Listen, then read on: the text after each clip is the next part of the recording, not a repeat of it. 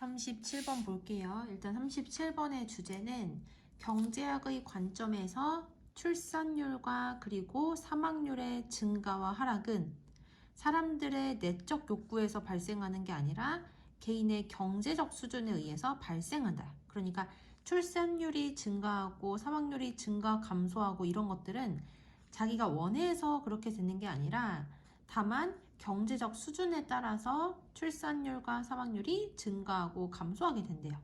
일단 되게 문장이 길거든, 전반적으로. 그래서 자세히 읽어봐야 돼.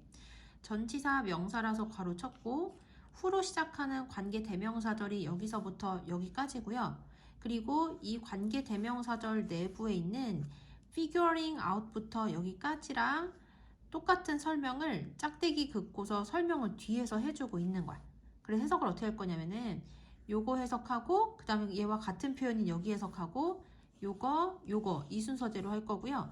그리고 여기까지는 사실 없어도 되는 부분이고 진짜 문장의 시작은 여기서부터거든. 그래서 여기서부터 여기까지가 동명사 주어라서 뭐뭐 하는 것으로 해석이 되고 얘가 문장 전체 이 동사예요.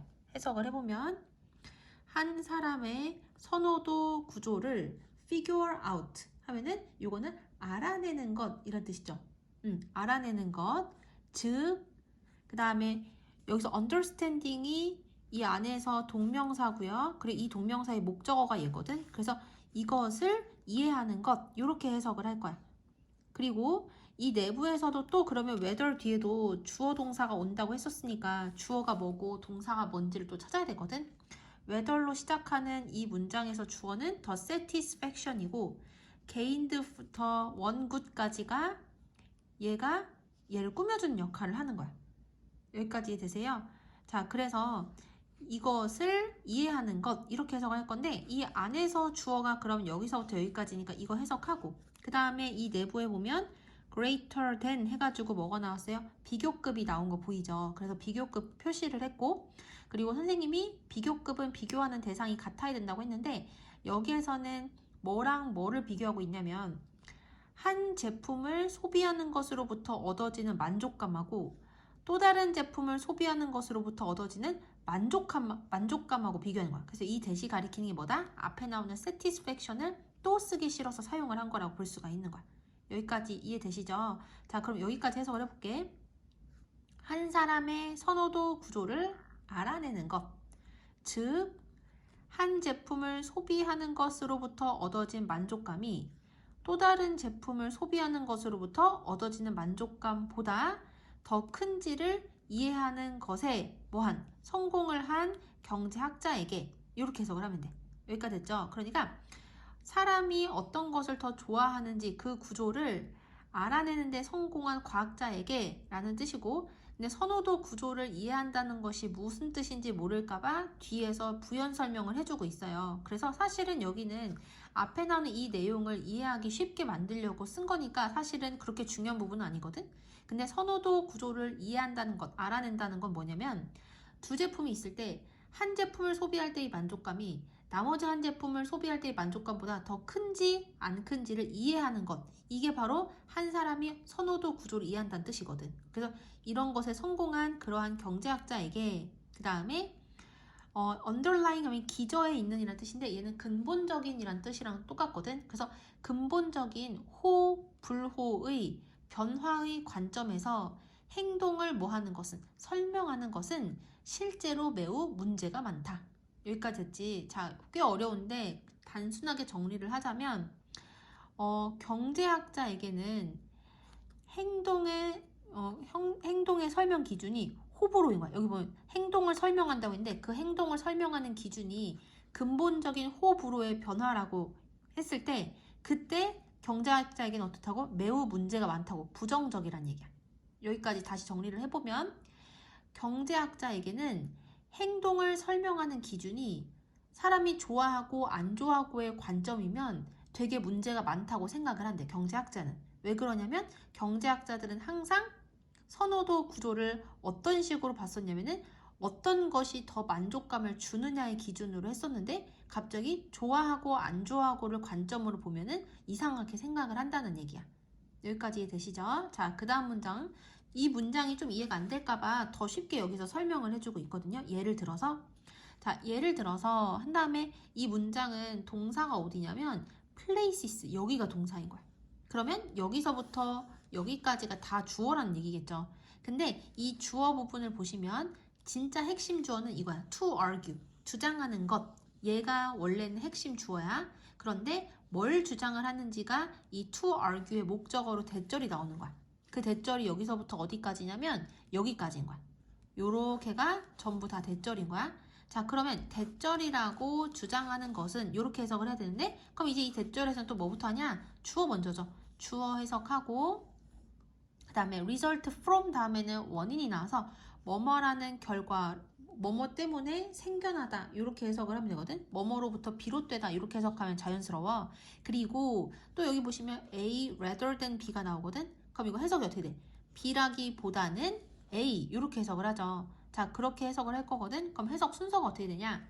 예를 들어 대절이라고 주장하는 것은 이렇게 해석을 해야 되잖아. 그럼 또 대절의 주어 해석하고 그 다음에 대절의 동사가 마지막이니까 얘가 마지막이고요. A rather than B 하면 여기부터잖아. 그러니까 주어, 대절의 주어, 그 다음에 B, A, 그 다음에 대절의 동사, 그 다음에 to 부정사 하고 나머지 해석할 거야. 여기까지 되시죠? 자, 예를 들어 출생률 증가와 그리고 출생률 급락이 그 다음에 여기에서요. 여기 해석하는 거야. 안정적인 선호의 배경에 대한 상대적인 비용의 변화보다는 여기까지 됐죠? 아이들에 대한 public's inherent taste, public 하면 이게 대중들이란 뜻이잖아요. 대중들의 내재적인 기호의 증가와 그리고 감소로부터 비롯되었다고 주장하는 것은 사회과학자를 불안정한 입지에 두게 한다. 어때요? 엄청 어렵죠? 자, 다시 정리를 해보면 여기선 지금 A rather than B 하면은 B라기보단 A라고 했으니까 A가 더 중요하다는 얘기를 하는 거거든? 그러니까 예를 든 게 뭐냐면 출생률의 증가랑 출생률의 급락인 거야. 그래서 출생률과 출생률의 급락이 안정적인 선호도를 배경으로 한다는 거는 개인의 호불호가 변동이 없는 거야. 여기까지 되죠? 그래서 변동이 없는, 그치? 안정적인 그러한 선호도를 배경으로 한 상대적인 비용의 변화. 그러니까 아이를 좋아하고 싫어하고의 그 호불호는 변화가 없고요. 그냥 애를 키우는데 드는 비용이 높아지고 낮아지는 거 있어. 그런 거는 괜찮아요. 그치? 그런 것보다는 아이들에 대한 대중들의 선호도, 여기서 내재적 기호라는 거는 호불호를 얘기하는 거야. 갑자기 어떤 때는 아이를 좋아하고 어떨 때는 아이를 낳는 거를 싫어하고 이러한 증가와 감소로부터 비롯되었다고 그렇게 주장을 하면 그러면 이 사회과학자가 불안정한 입지에 두게 된다는 얘기야. 그러니까 사회과학자를 불안정한 입지에 둔다는 거는 사회과학자를 난처하게 한다는 얘기야. 자, 여기까지 정리 다시 한번 해볼게요. 자, 그러면 이게 또 무슨 얘기냐? 출생률의 증가와 출생률의 감소를 우리가 호불호는 변화가 없이 그냥 애 키우는데 드는 돈이 많이 들고 적게 드는 거에 따라서 출생률이 증가한다, 감소한다 이렇게 얘기하는 거는 사회과학자한테 괜찮아. 그런데 이게 아니라 아이에 대한 대중들의 좋아하고 싫어함의 증가와 감소가 출생률의 증가와 감소로 이어진다라고 주장을 하면 그러면 사회과학자가 되게 난처하다는 얘기야. 왜냐하면 사회과학자들은 호불호를 기준으로 하는 행동을 설명을 하는 것을 되게 어떻게 생각하기 때문에 문제가 많다고 생각을 하기 때문인 거야. 여기까지 되시죠? 그러니까 사회과학자들은 호불호를 기준으로 해서 행동을 설명하는 것을 싫어하고 안 좋게 생각을 하기 때문에 마찬가지로 출생률의 증가와 감소도 호불호는 변화가 없이 그냥 돈이 많이 든다, 애기 키우는데 돈이 적게 든다 이런 것 때문에 출생률이 증가하고 감소한다고 얘기를 하면은 그거는 괜찮아. 그런데 만약에 아이에 대한 대중들의 호불호가 증가하고 감소하는 거에 따라서 출생률이 증가한다, 감소한다 라고 주장을 하면 그거는 사회과학자가 되게 난처해질 수밖에 없다는 얘기야. 여기까지 되세요. 자, 한 번만 다시 해보면 예를 들어서 출생률의 증가와 그리고 출생률의 급락이 안정적인 선호도를 배경으로 한 상대적인 비용의 변화라기보다는 아이에 대한 대중들의 내재적 기호의 증가와 그리고 감소로부터 비롯되었다고 주장하는 것은 사회과학자를 불안정한 입지에 두게 한다. 이렇게 됐죠? 자, 이제부터는 쉬운 내용이에요. 경제학에서 출생률에 대한 그러한 주장, 그러니까 호불호의 관점에서의 주장은 be equivalent to 명사 동명사 하면 뭐뭐와 같다라고 해석을 하면 돼. 그래서 뭐와 같냐면은 사망률에서의 증가와 그리고 감소가 죽음에 대한 내재적인 욕구 변화의 증가에서 기인할 수 있다고 말하는 것과 같다. 여기가 됐지? 그러니까 출산율, 출생률에 대해서 이런 식으로 주장을 하는 거는 뭐랑 똑같냐면은 사람들이 지금은 많이 죽고 싶어. 그래서 사망률이 증가하고 그리고 나는 죽음을 원하지 않아. 그래서 사망률이 감소한다고 말하는 거랑 똑같이 억지스럽다는 얘기야. 경제학의 관점에서는. 그래서 경제학의 관점에서는 출생률을 호불호의 관점에서 말하는 것은 말이 안 된다는 얘기야. 우리가 사망률을 내가 죽고 싶어서 많이 죽고 내가 죽기 싫어서 덜 죽는 걸로 얘기하는 거 말이 안 된다고 생각하잖아. 그만큼 경제학자의 관점에서는 출생률을 호불호의 관점에서 접근하는 게 말이 안 된대요. 그다음 넘어가서 for an economist. 경제학자에게 소득과 그리고 물가의 변화하고 지금 기호의 변화를 지금 비교하는 거야. 경제학자에게 기호의 변화보다는 소득과 그리고 물가의 변화가 어떻다? birth rate, 출산율에 영향을 미친다. 여기까지 됐지? 계속 했던 얘기 또 하는 거야. 기호의 관점보다는 소득과 물가 때문이라고 얘기하는 게 더 경제학자에게는 이해가 된다는 얘기야. 그래서 넘어가서 예를 들어 소득이 증가하게 될 때 사람들은 더 많은 아이들을 원한다. 그리고 괄호 속은 안중에 그냥 해석 안 할게요. 원한다.